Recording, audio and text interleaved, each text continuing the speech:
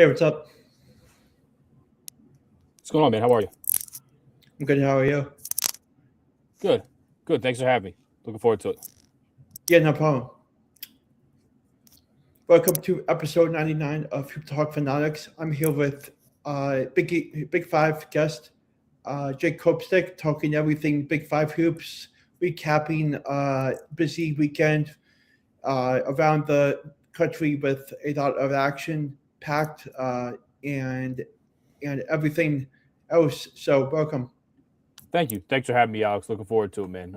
Thank you for reaching out to me, thinking about me. Yeah, looking forward to talking some hoops. Let's begin with Arizona beating Arizona State 87-74. What were your takes on this game, and what do you think about their rest of the schedule? Well, I watched the Arizona BYU game earlier in the week as well, one that they almost gave away as BYU was forcing a bunch of turnovers on the press. But Arizona held on, hit some very tough shots late with Jaden Bradley, with Koa Pete, how good their freshmen are. Really an incredible team, Alex, across the board. And then that rivalry game against Arizona State always seems to give them problems. They were able to pull away a little bit at the end here.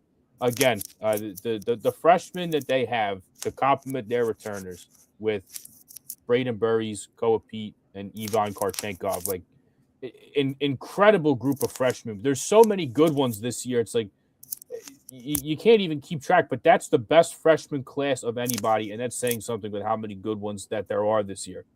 As far as the schedule goes, Alex, they have a home game coming up against Oklahoma State that they should win. I'm a big Ken Palm guy, has them winning that game by 22 points. But then you look after that, and holy smokes, if they can get through this gauntlet, having to go to Kansas, they have to play home against BYU again. They have to go to Houston. At the end of the season, they will have to play at home against Iowa State. That's still on the horizon. But this next stretch of games at Kansas, home against Texas Tech, home against BYU, at Houston, and then have to play home against Kansas at the end of the month. I would be shocked if they can get through that gauntlet unscathed. But a very, very good team. They're big, they're physical, their freshmen are far along. Great complementers with the returners that they have in Anthony Delorso and Toby Awaka. Such a good team altogether, well-rounded, big, physical. That very good, very good. But man, that is a gauntlet schedule. If they can get through it, they have to go to some of the hardest places in the country to play within like a week of each other. Mm-hmm.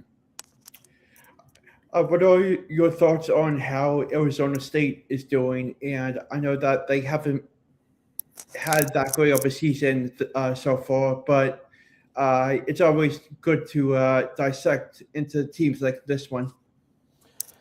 Yeah, it's been a rough year. I'll just put my cards on the table here. I grew up a Duke fan, so a guy like Bobby Hurley, I root for, even if he's all the way across the country. They lost to West Virginia at home a couple weeks ago, and he was in the press conference. And he just sounded dejected. He's like, "We haven't really played well at home in years since before COVID." He called it a sterile environment in what they have at their home arena for home games. He just sounded dejected. He's been there quite some time. This is probably going to be a missed tournament year for them, which if that's the case, this is going to be the third year without one there. You just wonder if the Hurley tenure's run its course there. He's had good teams. He's had good players. They just lost a really good one to Kentucky, who we'll touch on. They're 500 now. I think the big overarching thing here, Alex, is this the swan song for Bobby Hurley as they go into another direction? Not only is the tournament success not there, but are things just kind of stale after the long tenure he's had at Arizona State? Mm-hmm. Moving on, number 14, Kansas beat 17-4 and 13 ranked BYU 90-82. Darian Peterson had an excellent game for the Jayhawks. And Bryson Tittle had a career high 21 points and 7 rebounds. And those two were really sharp throughout this one. What were your thoughts on how BYU came into this one and took the L against the really solid Kansas offense. Yeah, well, I mean, hey, how about the week for BYU having to play at home against the number one team and then having to go to Allen Fieldhouse and play in probably the hardest atmosphere in the whole country? Really tough stretch of games for them. Narrowly missed out on 2 wins. I mean, they were in both of them. They were in the Arizona game till the end. They were down a lot of points and came back and made this a game late. But obviously, the big matchup here, Alex, was Darren Peterson going up against AJ DeBanza. And it's unfortunate that Darren Peterson didn't play in the second half. For the life of me, I wish I had something for you on what was going on here. It doesn't really seem like anybody has a definitive answer as to why he's missing time with any sort of injury. If it's a hamstring, if it's cramps. I mean, this seems to have lingered with Darren Peterson and with Kansas kind of all season. But look, this Kansas team is obviously spectacular when he's on the court. An easy, effortless 18 points. Going after right at AJ DeBanza, not afraid of the moment. The dunk he had was incredible. He is as advertised in a superstar loaded freshman class. I mean, this guy he's as good as any freshman in long. Think about the fact that Bill Self has said this is the best freshman I'm ever he's had, and he had Wiggins and he had Joel Embiid. Think Josh Jackson. Think of all the great Kansas freshmen that he has had, and he said, no, this guy is the best one. He was incredible. AJ DeBanza took him some time to get going, but obviously you know about all the talent that he has, and it was on display here a little bit. But how about 33 points from Richie Saunders, making plays on both ends of the court, 24 in the second half, got him back into this one. The center play, though, for the Jayhawks, not only do you have a career-high 21 points, Alex, that you touched on with Bryson Tiller. But how about Flory Badunga, the starter, 16 points, 6 rebounds, 4 assists, 2 blocks. Moves very well, athletic, long, very, very exciting player to watch. That's a very, very hard place to go in and win. But for Kansas, they built up a lead with Darren Peterson, and even though they didn't have him for the last 20 minutes, they were still able to pull this one out with the play of their bigs. Really, really good Big 12 game. Again, wish we would have seen Darren Peterson in the second half because that's what the whole draw was. This was like a game of the year type thing. You potentially the number 1 versus the number 2 pick. It delivered. Wish we would have seen Darren Peterson for another 20 minutes. But certainly delivered. BYU hung in there. You know, they were behind the 8 ball in the second half as Darren Peterson had everything going. AJ DeBanza didn't quite as much in the first 20 minutes, and even again with Darren Peterson sitting out, that was enough of a cushion for Kansas to give himself to come out with a win here. What are your thoughts on Kansas next 3 games and BYU as well? Yeah, pull up schedules here. Kansas, Texas Tech. That's tonight. What a quick turnaround. I mean, that's a brutal turnaround to have to go to Texas Tech. But the game of the night, feel like Mondays and Fridays are light days here in the hoop schedule, Alex. But brutal to have to fly to Lubbock on a quick turn. And not only on a quick turnaround, do you have Darren Peterson tonight? Also, that Texas Tech team just got upset by UCF. They're going to be pissed off going into their own place. So brutal to have to go there. They then get Utah at home. Utah's not very good their first year under Alex Jensen. It's a rebuilding year in a really, really tough league where you're not really afforded an opportunity to ease yourself in to a rebuild, especially at a school like Utah that's just kind of behind the 8 ball as far as resources go with the rest of this league. And then you bring in Arizona. If Arizona's going to lose a game, look, with or without Darren Peterson, that does not matter, Alex. This is the hardest place to play in the country. As a Duke guy, I want to say it's Cameron, but man, there's just something about these 2 places, now in Fieldhouse and Cameron. You can kind of take your pick. Hard places to play. Hopefully Darren Peterson is healthy and up for that game, because if you can get, again, the Wildcats coming into the hardest place to play in the country, that would be a massive, massive game. But 2 hard ones, maybe an easier one, mixed in there. But 2 really, really tough opponents, especially with a pissed off Texas Tech team coming in. And we'll look at BYU here. Oklahoma State, huge game against Houston. They with the at BYU with the elevation that they have and the home court that they have will be a really good game. And then Baylor, I mean, Baylor's been struggling ever since they picked up James Najee. That's not to say those are mutually exclusive, but they've kind of been sliding in their own right. So that's a road game, which are never easy in conference play, let alone the Big 12. But look, this is a team that's lost. They beat West Virginia. They lost the 4 previous. projected to finish 6-12 in conference play. It's enough to get you in the tournament, unfortunately, with the way things are. But currently, a team that's 2-7 in Big 12 play. So, like the schedule for BYU, certainly a little more than I like it for Kansas, but tough for both. It's the best, one of the, if not the best league in the whole country. There's not really easy games for anybody. Mm-hmm. I'm definitely curious to see how Peterson and KU's offensive transition handles Texas Tech tonight, coming off a big win against BYU. I feel like that they have the momentum going into this game with high expectations. Absolutely.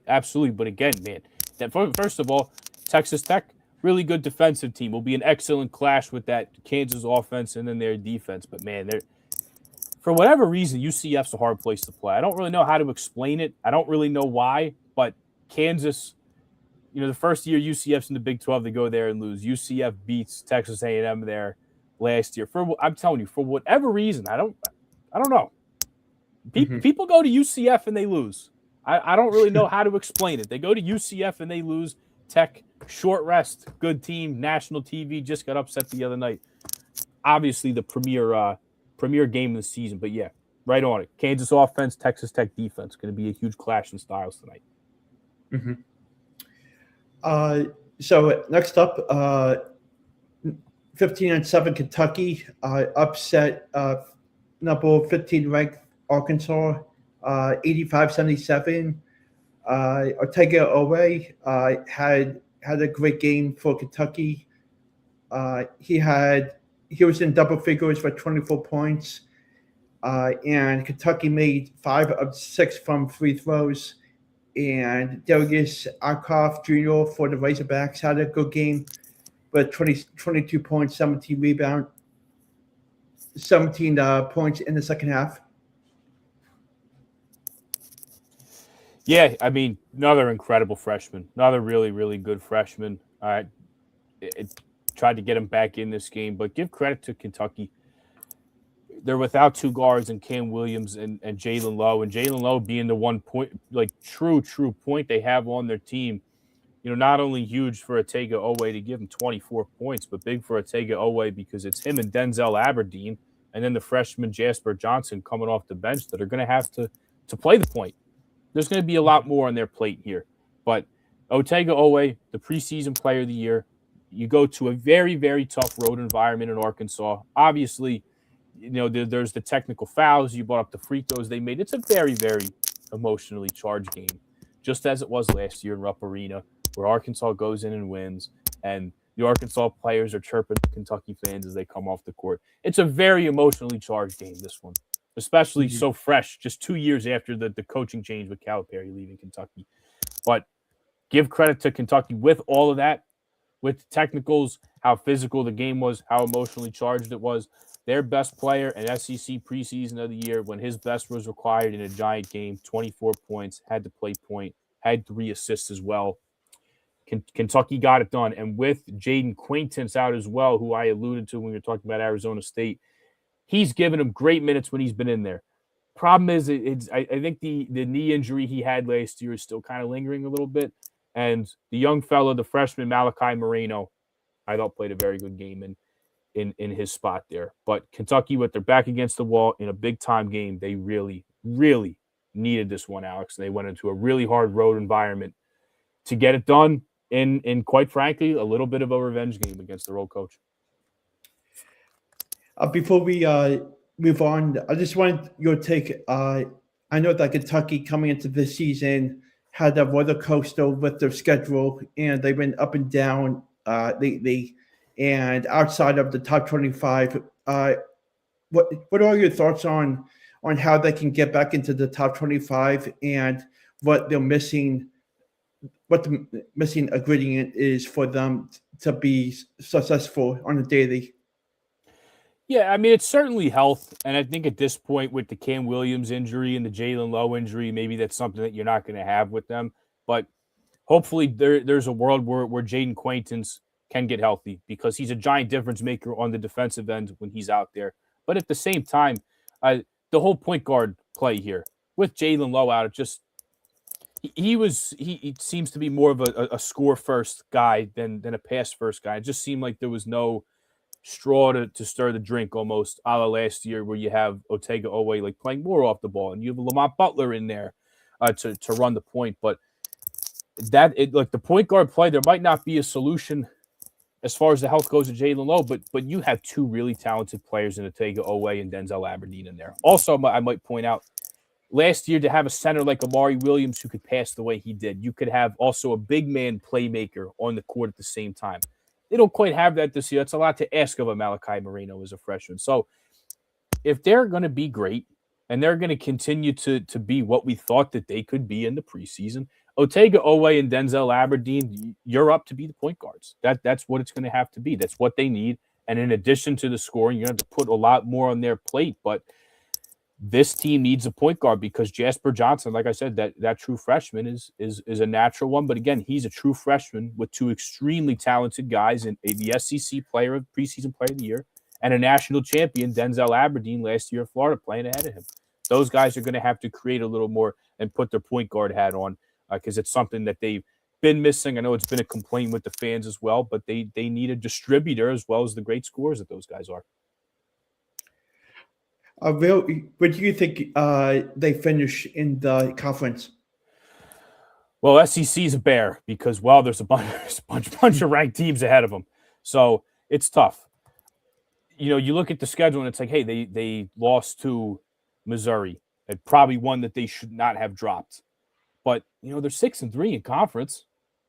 Mm-hmm. You know, did they drop some that maybe they shouldn't have? Sure. I look at the bottom of this conference too, Alex, and it's like Ole Miss is. I don't exactly think the world of Ole Miss. South Carolina, LSU, Oklahoma, or if they haven't bottomed out already, I think they're certainly going to get there. This isn't a Kentucky team that's going to be near the basement, but they certainly, in my opinion, can finish in the upper half. They have a game against Oklahoma. They're going to play South Carolina again, but hey, you get Tennessee at home. You get Georgia at home, who I know has kind of been falling in and out of the rankings. Huge game at Florida in a couple weeks, who I'm excited to talk about in a couple minutes with you. Mm-hmm. They're going to get Florida at home again. Is there some tough games on here? Sure. Vanderbilt put a thumping on them. They're going to get Vanderbilt at the end of March. There's some winnable games here for sure with your Oklahomas and your South Carolinas. But even still with that, I think they can knock a couple of these teams off. They'll finish in that upper third of the conference. That Arkansas win, they took care of the teams who I thought they should have besides Missouri. But that Arkansas win is a really, really big one as far as building some confidence to finish out the schedule. So moving on, Illinois, who is number 9, ranked in the top 25, beat a really solid 20-2 Nebraska team, who is number 5 in the country, 78-69. What were your initial takeaways from this one? Well, I don't know if you watched this game, but this was exhilarating ball to watch. I mean, it really was. Both teams are awesome. They're fun. But Illinois, and they had some revenge on their mind as Nebraska as they, started 20-0. They beat Illinois at their place. So what did Illinois do this time? They took them off the three-point line where Nebraska can absolutely light you up. They run great stuff. Fred Hoiberg is doing an amazing job this year. And if he's not front runner for Coach of the Year, he's certainly in that discussion, even with the 2 losses. It's 2 close losses, one on the road to Michigan they just had, and then this one to Illinois. But Illinois took them off the three-point line. And as much as they could, but they also took away the 2 as well. Nebraska 11 made threes in the first half, just 4 in the second half. They want to take them off the three-point line? Yes, but also sit back. Don't give up the layups. And, hey, if they have a bad shooting half, they have a bad shooting half. But offensively, just incredible for Illinois. They're big. They can put lineups out there where everybody is 6'6" and over. Everybody can pass, dribble, and shoot. Very, very hard to defend when you have 7-foot players in the Ivasic brothers who can play on the perimeter, knock down a 3, and spread you out. They play incredible offense. They're very efficient. And then, the freshman Keaton Wagler, nobody's having a better week than this guy. The game he had yesterday. And then to go to Purdue earlier this week and score 46 and upset the Boilermakers in their own gym, which is an impossible thing to do. And he's doing all this with more on his plate, having, to not only pass and facilitate, but be that main scorer as well, that alpha scorer with Kylan Boswell injured and on the bench for the time being. But it was a very good game plan for Illinois, a very good team, and a very good game. And I hope we get to see these teams again, because you had Nebraska yesterday with their center rink mast, he was hospitalized with the flu. They had to rehydrate him. He was sick and in the hospital earlier this week. He didn't score yesterday, but I mean, just the fact that he was out there was big time. But Nebraska did not get the full rink mast in a game where Illinois is the biggest team in the country. No one is a bigger average height than Illinois, with all the size they can put on the court, and to not have your big man, your fulcrum, your key to the game out there at full strength was unfortunate that we couldn't see that. But again, Nebraska in it till the very end. They were without rink mask entirely when they played at Michigan the other night. They still almost won. Look, does it suck for Nebraska that you drop two close ones and you're undefeated no more? Yes. I don't really feel any differently than I did about them coming in. Still very, very fun to watch. A very good offense, very good off-ball stuff. They shoot it, they pass it. They play so well together as a team. Their offense is so good. They're going to be just fine despite losing 2 in a row. I definitely liked how Nebraska hit 11 of 20 3-pointers before halftime. That was big for them, although they lost against a really solid Illinois team. What are your thoughts on looking ahead down the road for both of their schedules? Yeah, well, again, Big Ten is a bear as well. There's not really any breaks. There's a couple. I guess you have a couple teams that are having rough years. But hey, you look at Nebraska here. They got to go to Rutgers next. I was just there in December. That place, it doesn't matter if there was a high school game in there, they'd probably sell it out. And it's very, very loud. It's an awesome place to see a game. So that's tough.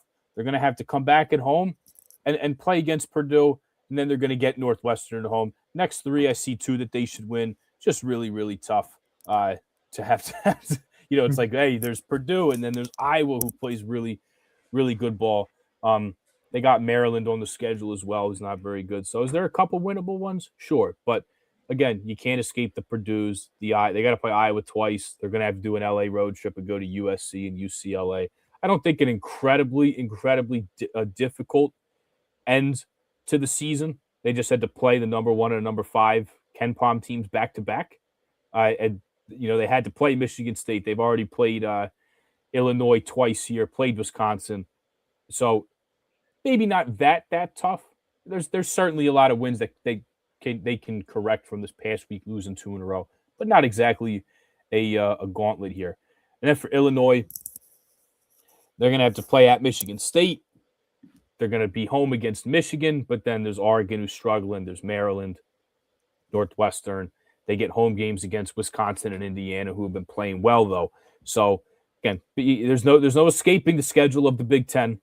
But I see some of these games, and hey, we get Michigan at home. Have to go to Michigan State, but they have to do an LA road trip as well. But they're going to have some tough opponents at home. But it's a tough conference. No cupcakes, nothing. Can't run from a lot of really good coaches and really good teams.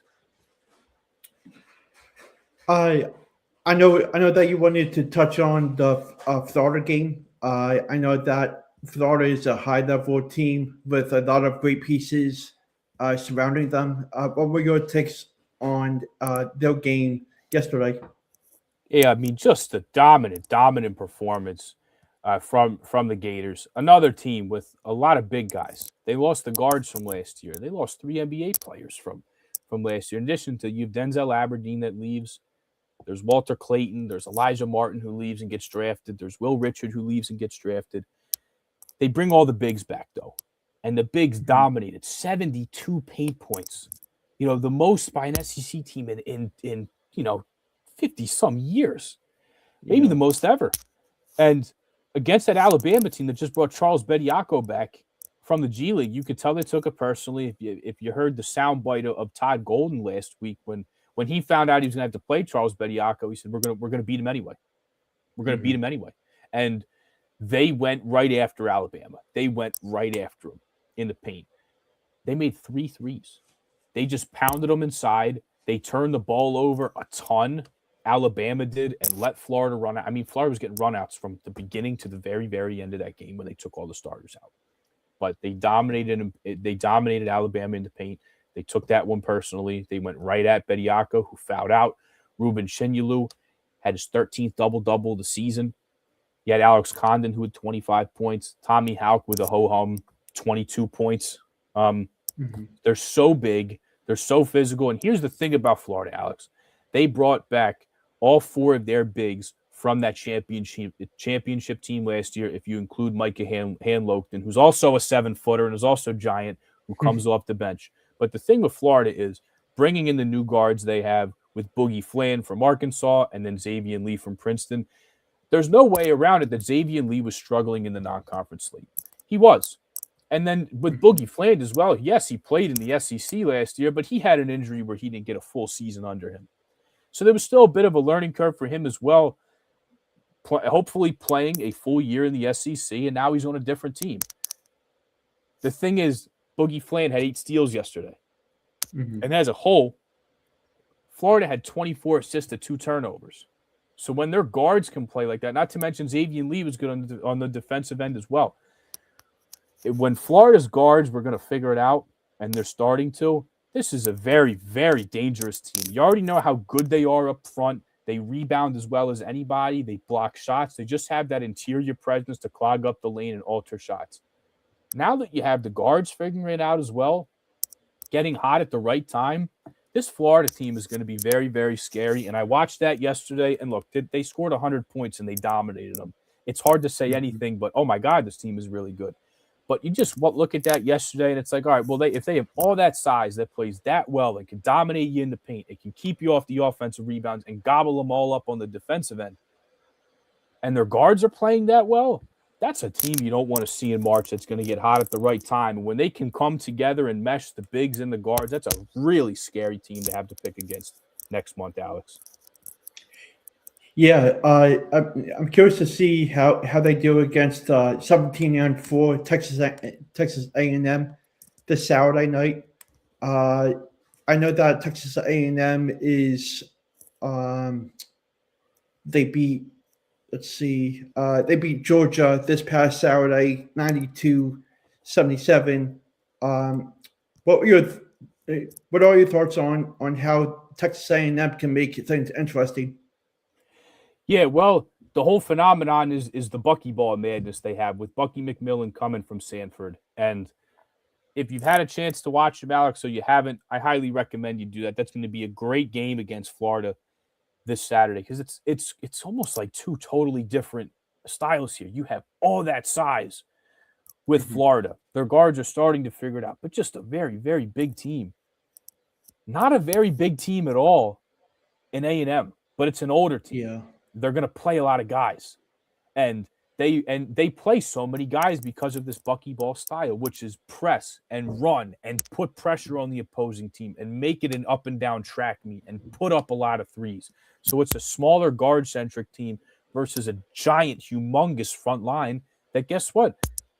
You can shoot over them, or if they can go by them, they're going to go by them. So it'll be interesting to see the clash in styles that they have. But yeah, A&M surpassing expectations in year 1. Mackenzie Mbako, who was their leading scorer at the time, he got hurt. He's done for the year. And all this team has done is continue to pick up steam. The buckyball madness is real. It's fun. It's exciting. It's fast. They will press you from tip to the final buzzer, Alex. It's a very, very exciting team. It's just that height, though. You know, they don't play huge because that's not how they play. They need agile guys who can run, who can shoot, who can press. That's the buckyball style. So kind of a clash in roster makeups, it seems like. But a very good team nonetheless. Their wins speak for themselves. They had a game where they pushed Tennessee to double overtime at Tennessee and probably should have won that game. But a really entertaining team, Alex. I think at this point they're pretty close to a bid to the tournament if they're not there already, and they'll be a very, very fun watch come tournament time. Very, very fun, exciting team if you haven't seen them. Before we touch on some of the Big Five, I just wanted to dive deeply into the UConn game against Creighton. I know that it wasn't that great of a game since it was uh, a easy win for UConn, and they handled them pretty well. What were your thoughts on how the Huskies' offense for Braden Mullins and Alex Kilbrand, to name a few, that made sure that they got the win? Yeah, well, hey, I mean, we could probably, Alex, sit here for 2 hours and just talk about all the great freshmen in college basketball this year. And you bring up Braylon Mullins, and that's another one. And UConn was winning games without him. The only Mhm. game they lost was when they didn't have him when they were home against Arizona, who they also did not have Terrace Reed for. And he can be even as a freshman.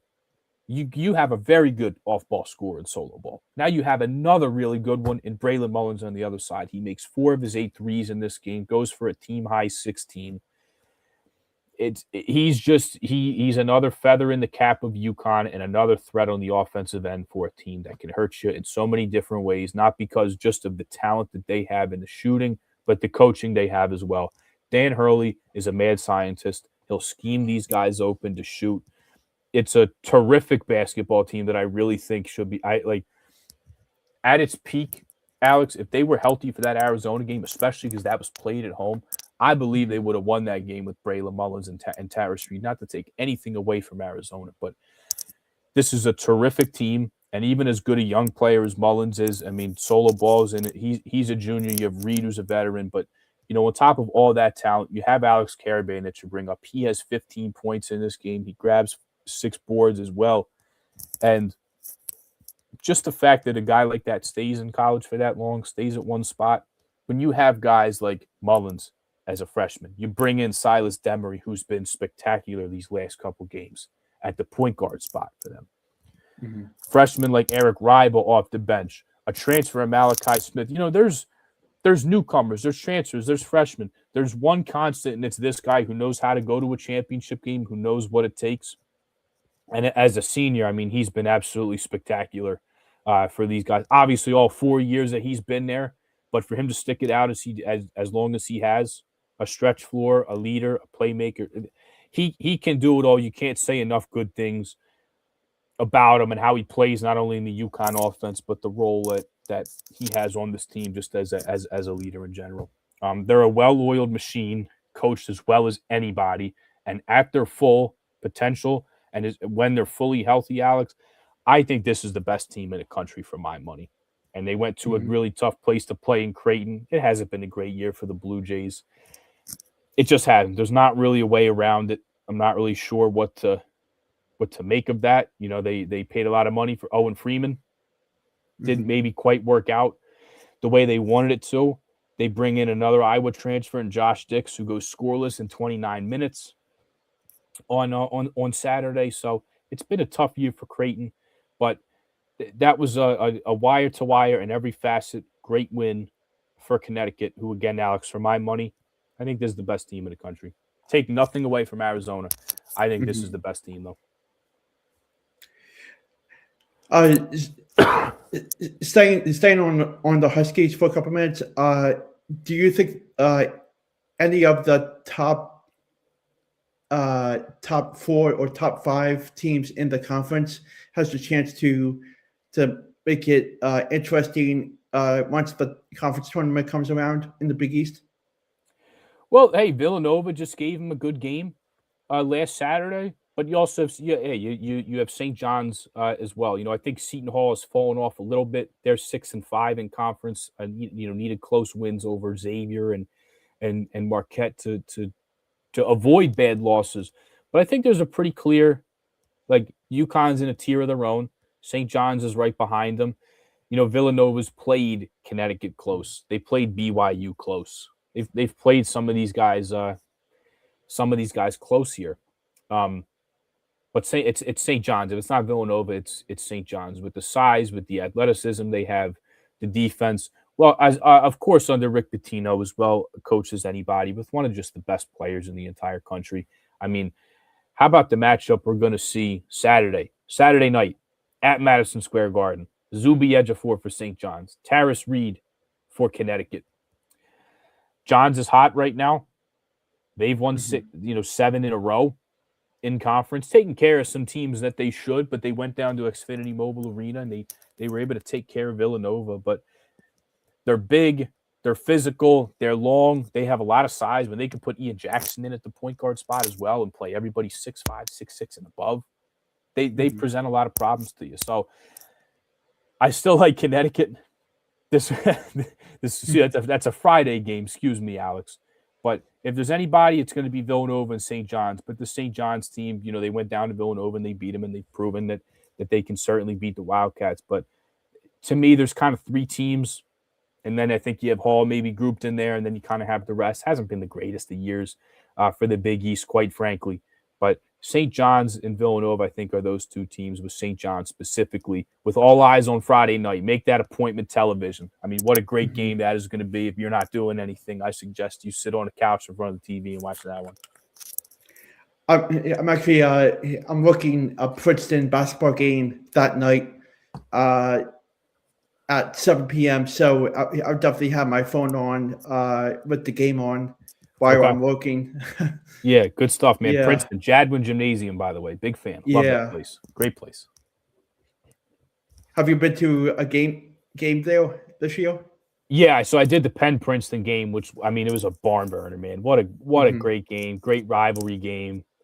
Penn was up. Princeton went 18 for 18. They had a stretch. They made the last 2 shots in the second half, the first 16 in the first half. I like it.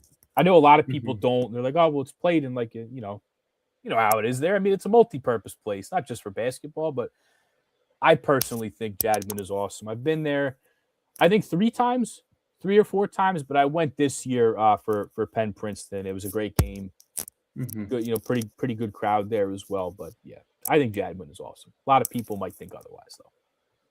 Yeah. So moving on to the Big 5 hoops. What are your thoughts on how everything is going at this very moment with the conference for every Big 5 team? Yeah, I'll start with the teams I think are trending in the right direction, and there's quite a few of them, Alex, and it hasn't always been that way in the last couple of years in the Big 5. I mean, there is a 3-year drought here where there hasn't been a Big 5 team in the NCAA tournament, and there was years where you might get 2 or 3 teams in there with a Villanova or a Temple or a St. Joe's or a LaSalle. It's not, it hasn't been like that the last couple of years. These programs have fallen on some hard times. There is 4 first-year coaches in the Big 5. You have Darius Nichols at LaSalle. You have Kevin Willard at Villanova. You have Steve Donahue in a very odd situation that I'll touch on, being the head coach at St. Joe's now. And then you have Fran McCaffrey, who comes home to Penn following a long tenure at Iowa. But I'll start with Villanova.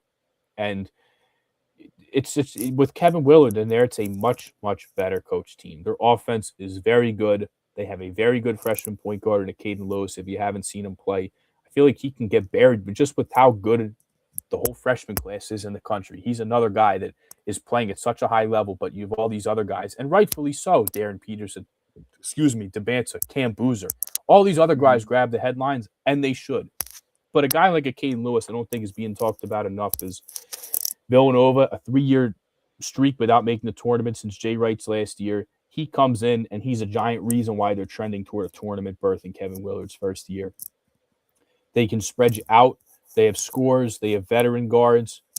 Devin Askew, the 6th-year Long Beach State transfer coming off the bench. He's healthy. He had 20 points in the game against Providence that I was at on Friday night. Defensively, I'd say that's Kevin Willard will be the first one to tell you that that's where they need to improve. Friday was a great step. Providence, who was down Corey Floyd and down Jason Edwards, 2 guys who would handle the ball for the most part, they were without him. So what Villanova do? They pressured the ball a lot. They forced 10 turnovers in the first half, gave them 15 points off turnovers in the first 20 minutes. They shot the lights out. It was a very workmanlike win for Villanova. Providence made it close early second half, but overall arching theme here, here's the thing with Villanova, Alex. What's kept them out of the tournament the last couple of years is losing games to teams that you shouldn't, is losing quad 3 and quad 4 games. besides the Creighton game, which they're on the outside looking in right now, and that their hopes are dwindling if they're going to keep losing games. They sit at 12-10. That's the only questionable one they've had all year. They lost in overtime to UConn. They lost at Xfinity Mobile to St. John's in a relatively close game, but St. John's is a good tournament team.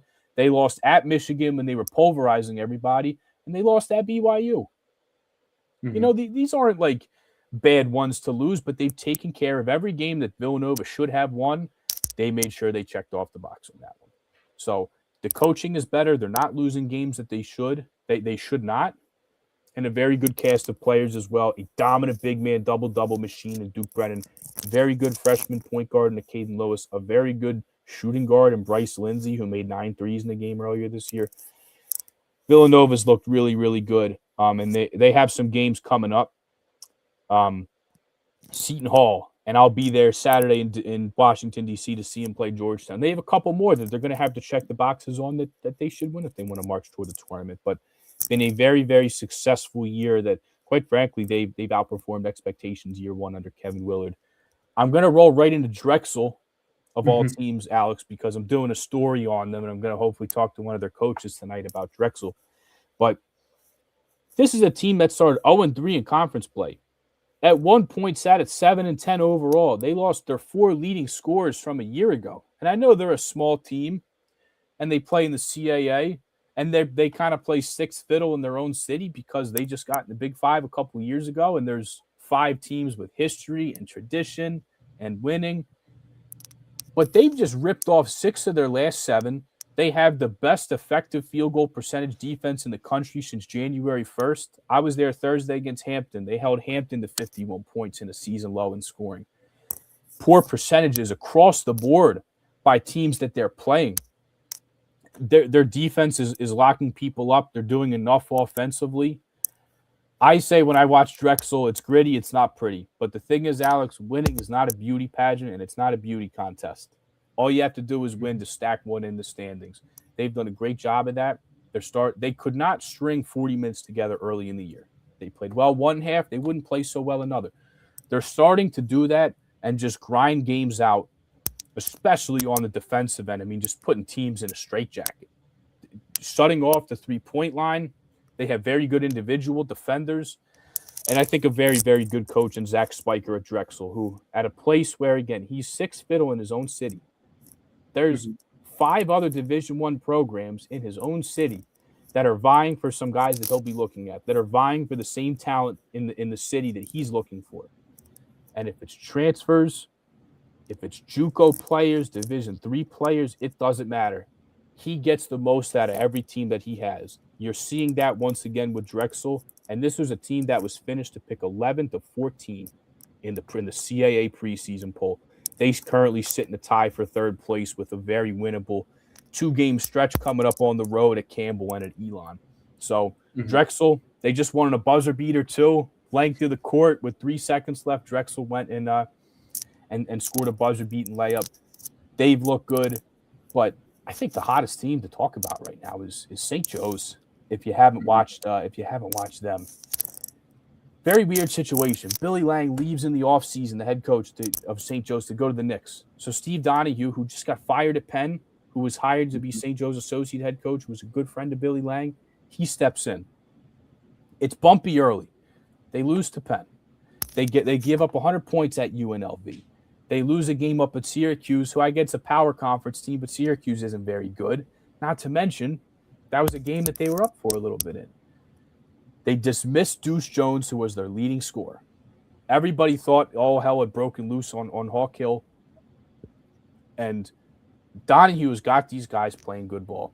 They're sharing it. Derek Simpson, their point guard, he's shooting the ball well. He's not turning the ball over. He's playing the best of both worlds here. He's not only scoring well, passing well. They're starting to shoot the 3 better. They were an abysmal 3-point shooting team, and overall for the whole season are not a great 3-point shooting team. They've been making them now. Dacier Haskins, the redshirt sophomore, at 6 of them at 20 points in the first half in a win against LaSalle. Joe's is playing really, really good ball now. They're cohesive. They're having fun. It didn't look like this a month ago. It looked like things were going to spiral out of control, and the Hawks are going to be in a really bad spot, Alex. But the Hawks look good. They have amazing defensive players. I mean, just as a team, the size, the length, the athleticism, as good of a rim protector and post presence as on the defensive end as you'll see in Justice Ajabo. There's a lot to like about this team. There's a lot of talent. And now that Steve Donahue got thrust into the head coaching role like 2 months before the season started, they're starting to get familiar with each other and figure it out. And out of nowhere, if the season ended today, the Hawks would have a top 4 seed in the Atlantic 10. Nobody saw that coming or would have thought. But the Hawks, Alex, that's another team. Hey, if you got a minute and you can see them play Saturday, the Hawks are playing some good basketball. Quite frankly, out of nowhere, Alex, having won 6 of their last 7. Yeah. They look good as well as Temple. Yeah. They're another team that has very, very much surpassed expectations this year. They sit a game out of first place in the American Conference. I didn't think very much of them. They only brought 4 players back, one of which includes one of their walk-ons. But they bring in a bunch of transfers. You just didn't really know what they had. You didn't know what they had, how it was going to work together. There's so much unknowns with these guys coming from smaller schools. They had a point guard who was caught up in the gambling scandal, and C.J. Hines. He got dismissed from the team. They had another player, A.J. Smith, who was a nice player for them off the bench, season-ending injury. There's newness. There's stuff outside the team going on. They had an assistant coach in Bill Courtney. God rest his soul, passed away a couple weeks. There's so much going on with this team, and yet they find themselves 1 game out of first. They got Gavin Griffiths from Nebraska, a former 5-star recruit, who's completely resurrected his college career, shooting the 3 with confidence, blocking shots, highlight reel dunks. Darian Ford, who they got from Arkansas State, he played against his former coach in Brian Hodgson, who took the job at South Florida, and he didn't go with him. Darian Ford went to Temple, lit up his former coach. Aiden Tobiason, who stayed, and by the way, Temple ravaged in the transfer portal. The fact they brought 4 guys back, that was a lot in their conference. Everybody picks from the American. It's a totally different team, but the returners that they had are playing very well. I did not see this coming. They were picked 9th in the preseason. And they should, quite frankly, their conference record should be better than it was. I was at the game against Charlotte last week, which, quite frankly, they blew in overtime. They'll be the first to tell you that they should have had that win. They did something similar to Florida Atlantic. You know, they had 2 good teams in this conference on the ropes at home. But certainly surpassed expectations. There's a lot going on there on North Broad. I'm a Temple alum. I'm happy that they're having the success that they are, and hopefully they can not only continue this, but in Adam Fisher's 3rd year, hopefully this program can start to get turned around a little bit, Alex. I did catch the game against South Florida the other night. Yeah, first of all, what a great game, Joe. What a great game. And you know what? I'm glad you brought that up and made me think about it again, because the 4 guys they brought back, one of them is Connor Gale, the walk-on. Aiden Tobiason, the other, who had 22 points. He was another guy that returned. Babatunde Dorodola, their backup big man, he fouled out of this game. He made way for their 3rd-string center, Mo Keita, who was the only other guy who returned, who seldom played last year. His career high is 4 points, and he had 2 big free throws and the game-winning tip-in with the 6 seconds left. And when Mo Keita's name got called, he was there to save the day for the Owls. Very unlikely hero, I will say, and a very, very exhilarating win for Temple Saturday. What does your schedule look like for covering games the next 2 weeks? 2 weeks. Let me see if I have my handy-dandy schedule in front of me, Alex, and I can tell you. Because I know what I have this week. I make sure I write everything down. I'm a pen and paper guy, so I have a paper calendar here. I write everything. Nice. I was at 4 games last week, and I almost burned myself out. So I'm not doing as many. But Wednesday, I'll be at St. Joe's, George Washington, at Hagan Arena. And then I'm doing a D.C. road trip Saturday. I'm going to see Villanova, Georgetown, Saturday at noon, and then driving out to Fairfax to see St. Joe's play George Mason. George Mason has lost 2 games all year. 2 games. A very, very good Atlantic 10 team. It should be a very, very good Atlantic 10 game, quite frankly, with the Hawks, especially if they win Wednesday night. So I'll be there for that. And then next week, funny you ask, I even got to see what I'm getting myself into. Oh, boy, Alex. 5 games in 5 days. Maybe 6 in 6 days. Oh, boy. So VCU at LaSalle on the next Wednesday. Monmouth and Drexel at 7 o'clock. Anytime Drexel's a standalone game, I definitely try to get down there. The Ivy League does the Friday, Saturday, like back-to-back games. So it's nice that Penn is 2 home games in 2 days. 7 o'clock on the 13th against Columbia. 6 o'clock Cornell on the 14th. And then Temple has the afternoon game on that Sunday against North Texas at 2 o'clock. So busy, busy, busy, Alex. But you look at the calendar, it's like, hey, March is here. The bad news is it's almost over. But you know what? I got another month in me. Yeah. Will you be making any other trips to Jadwin this season? Probably not, because I made sure to circle it this year with Fran McCaffrey being at Penn. I wanted to make sure I was at that Penn-Princeton game. It was the first Ivy League game, not to mention that the Princeton now leads the all-time rivalry, 127 to 126. So it's a once-a-year thing. The trip isn't awful. It's only maybe an hour for me. I like going there for the Penn game, but unless another Big Five team is up there, probably my one and only trip until next year will be when Penn was there this year.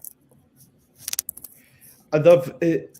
I just wanted to let you know that I love listening to the Big Five Spaces with you, Aaron Bracey, and whoever you have on that night. And I'm looking forward to listening tonight. I'm sure that there will be great content throughout this one and the upcoming ones, and just keep up the great work. Thank you for having me on. Thank you for thinking of me. Yeah, we're doing another Spaces tonight. Kind of hard to get everybody's schedule. My co-host Kyle as well on the same page here, but we were tonight. And you know what, Alex? There's a lot of good mojo in the Big Five. A lot of teams are winning. Hasn't always been like this. There was a time last year where the Big Five would go maybe 3 or 4 days without a win, and we'd have some bad losing streaks. So the fact that the teams are good, it's a lot of fun. The fans are excited. I feel like some of the gyms are a little bit more packed, but I appreciate your kind words. Hoping you can tune in tonight. Yeah. A lot of good mojo in the Big Five. It's not so much fun when they're losing and you got to be talk bad about everybody, but just when you're looking towards making the tournament and the excitement that goes along with that, it's a lot more fun than talking about like, well, are these coaches gonna keep their job next year? So we're in a good spot. But thank you very much for the kind words there. Thank you so much for hopping on and spending some time talking basketball with everything that's going on around the country. And I definitely have you back on soon to talk more. Definitely, we can schedule a day in the coming weeks before the conference tournament builds. And thanks again. Yeah. Hey, thank you for thinking of me. Thank you for reaching out to me and Aaron. I'm sure Aaron would love to join you another time too. But yeah, absolutely. We'll do this again. But thank you for thinking about me, and thank you for the invite to have me on. Yeah, thank you. Have a great time at the games. Thank you, man. Thank you. You do the same at Jadwin. It's a great place. Thank Always you. a good time to see a game, man. Have a good night. Thanks again for having me. Thank you. You too. Take care, man. Thank you.